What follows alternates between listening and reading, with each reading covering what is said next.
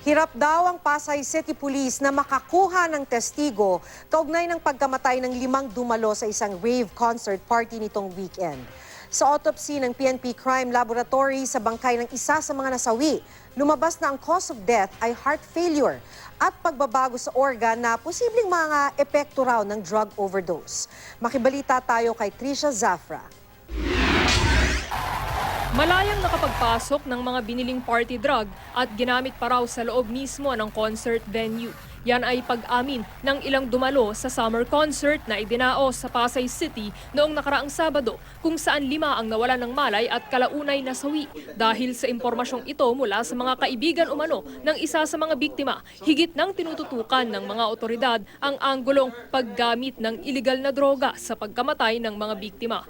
Gayunman, hindi pa rin daw inaalis ng mga otoridad ang posibilidad ng heat stroke at food poisoning. Isinailalim na sa autopsy ang katawan ng mga nasawing sina Ken Miyagawa at ang Amerikanong si Eric Anthony Miller. Hinihintay na lamang ng pamilyang Miyagawa ang resulta ng autopsy. Nag-collapse na siya na parang yun, nanghina na siya na gano'n, yung pagdadala na sa hospital. Yun lang ang sinabi sa akin. Sa Linggo, nakatakdang i-cremate ang labi ni Miyagawa. Sa hiwalay na autopsy ng PNP Crime Laboratory, heart failure ang sanhi ng pagkamatay ng isa pa sa mga biktima. Lumalabas rin na may pagbabago sa mga organ nito na posibleng epekto umano ng drug overdose. Maaaring epekto rin ito ng dehydration. Merong mga may ano sa lungs, meron ding changes sa brain.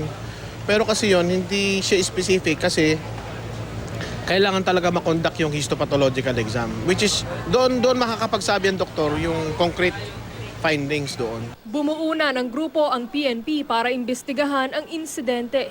Ayon sa Philippine Drug Enforcement Agency o PDEA, hindi gaanong talamak ang bentahan ng mga drogang green at red amore na sinasabing kasama sa mga iligal na drogang naibenta raw sa loob ng concert grounds. Kaya naman tinawag na green amore yon, yung capsule may tatak na amore tapos kulay green siya. Nung inexamine ng mga chemist ng NBI, lumalabas ang laman ng kapsula, methamphetamine hydrochloride. Yung iba naman parang piperazole, something like that. Ito rin ay isang component sa paggawa din ng ecstasy. So magkakamukha yung capsule, magkakaiba yung laman niya. Sa tingin ng PDEA, dapat mas maghigpit ang organizer sa seguridad sa mga event gaya na lang ng naturang rave concert. Nanindigan naman ang mga organizer ng concert na mahigpit ang seguridad nila noong araw na yon. 9 na buwan daw nilang pinaghandaan ito at halos 400 security personnel ang itinalaga nila para magbantay sa loob ng concert venue. Nagkalat din daw ang CCTV cameras para sa kanilang monitoring. Ayon sa lokal na pamahalaan ng Pasay, may permit ang close-up na magsagawa ng concert sa lugar. Pero wala raw itong permit na magbenta ng nakalalasing na inumin. Iimbestigahan daw ng close-up ang impormasyong ito. Siniguro ng pamunuan ng kumpanya na susuportahan nila ang pamilyang naulila ng mga namatay. We're open to any support that we can. Kung tumawag sila, of course, nandun kami. Trisha Zafra, GMA News.